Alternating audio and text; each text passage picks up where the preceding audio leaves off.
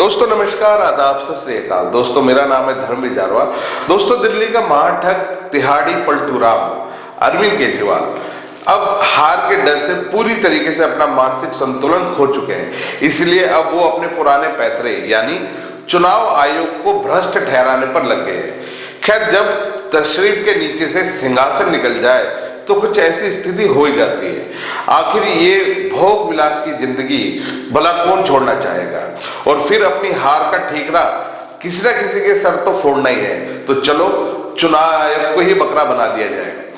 आज इनके तमाम नेता जब प्रेस कॉन्फ्रेंस कर रहे थे तब इनके चेहरे पर हार की काली छाया साफ साफ दिखाई दे रही थी। और हाँ, खाली केजरीवाल ही नहीं बल्कि इनके तमाम नेताओं के चेहरे पर हार की शिकन दिखना शुरू हो गई है।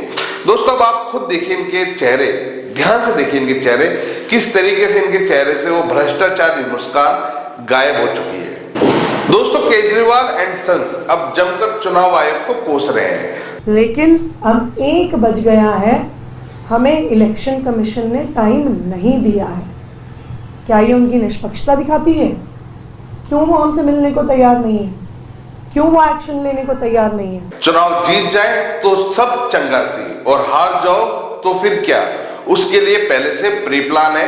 उसके लिए चुनाव आयोग पर जमकर आरोप लगा दो ताकि अपनी हार को एक षड्यंत्र के रूप में दिखा सके। मैं आज इलेक्शन कमीशन से पूछना चाहती हूँ, Bharat free and fair election के लिए जाना जाता है।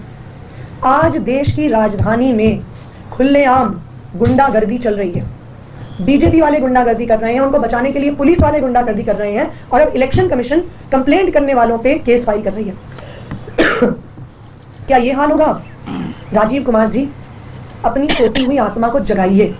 दोस्तों आज एक प्रेस कॉन्फ्रेंस में आतिशी ने कहा कि भारतीय जनता पार्टी के लोग गुंडागर्दी कर रहे हैं। अच्छा, तो आपके विधायक जो जेल में है नरेश बाल्यान, वो भला क्या करा करते थे?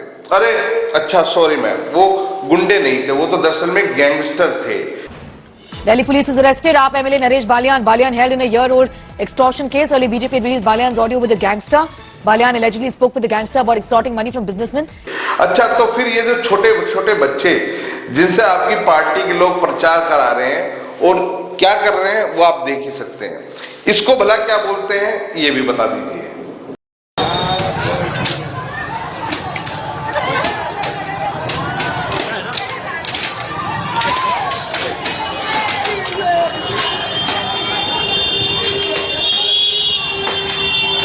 दोस्तों आज केजरीवाल एंड सन्स चुनाव आयोग के राजीव कुमार को बीजेपी का दलाल बोल रही है, क्योंकि राजीव कुमार ने इनसे यमुना में जहर के सबूत मांग लिए। जब जहर था ही नहीं तो सबूत आएगा कहां से? तो अब ये अपने खुद के जाल में फंस चुके हैं। लेकिन आज जिस तरह से चुनाव आयोग ने भारतीय जनता पार्टी के सामने हथियार डाल दिए हैं, चुनाव आयोग ऐसे लगता है जैसे एग्जिस्ट ही नहीं करता। ये एक बहुत बड़ा प्रश्न खड़ा कर रहा है।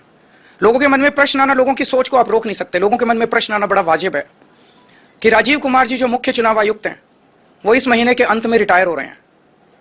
उन्हें पोस्ट रिटायरमेंट ऐसा कौन सा पद ऑफर किया गया है? वो कौन सा पद हो सकता है? खैर दोस्तों, केजरीवाल एंड सन्स के पास इसके लिए भी एक प्लान है। इनके तमाम नेताओं ने आज जमकर राजीव कुमार और चुनाव आयोग को बीजेपी का दलाल बताना शुरू कर दिया है। केजरीवाल आज अमित शाह को देश का सबसे बड़ा गुंडा बता रहे हैं। समझने की कोशिश कर रहे हैं कि सारी गुंडागर्दी का सोर्स क्या है। एक प्रश्न जो सब लोग पूछ रहे हैं और सब लोगों के मन में है वो ये है कि इस देश का सबसे बड़ा गुंडा कौन है? सबके मन में ये प्रश्न है कि इस देश का सबसे बड़ा गुंडा कौन है? जबकि इनके शीश महल जो कि एक टॉर्चर हाउस के रूप में बताया जाता है, इन्हीं के नेता बताते हैं, जिसमें इनके सरकारी अधिकारियों के साथ एक महिला के साथ मारपीट की जाती है, वो भी केजरीवाल जी की मौजूदगी में, और गुंडा अमित शाह है। अरविंद केजरीवाल का जो घर रहा है वहां पर एक तरीके से समझ लो कि वहां पर टॉर्चर गृह रहा। हमारे सामने की बात है जब चीफ सेक्रेटरी को अरविंद केजरीवाल के कहने पर मारा गया था, हम भी थे उस समय, प्रत्यक्षदर्शी थे, हमारे सामने हुआ ये सारा। मतलब चुनाव आयोग बीजेपी का दलाल, पुलिस बीजेपी की कठपुतली, अमित शाह देश का सबसे बड़ा गुंडा। मतलब सब बेईमान, और जो बेईमानी के इल्जाम में जेल से बेल पर बाहर है ये सब ईमानदार।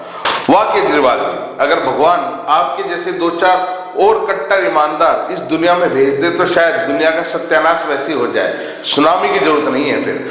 खैर दोस्तों, इस वीडियो के बारे में आपकी अपनी क्या राय है हमें कमेंट्स करके जरूर बताएं। कल दिल्ली में चुनाव है और चुनाव में वोट डालने से पहले जिसको भी वोट दें सोच समझकर देश का विकास, दिल्ली का विकास, इन सब मुद्दों को अपने दिमाग में रखकर वोट करें। वोट जरूर करें, वोट करना आपका अधिकार भी है, तो वोट जरूर करें, पर वोट जिसको भी दें सोच समझ कर दें कि हमें किसको देना है और किसको नहीं देना। दोस्तों, ये वीडियो अगर आपको सही लगे तो इसको शेयर करना बिल्कुल ना भूलें।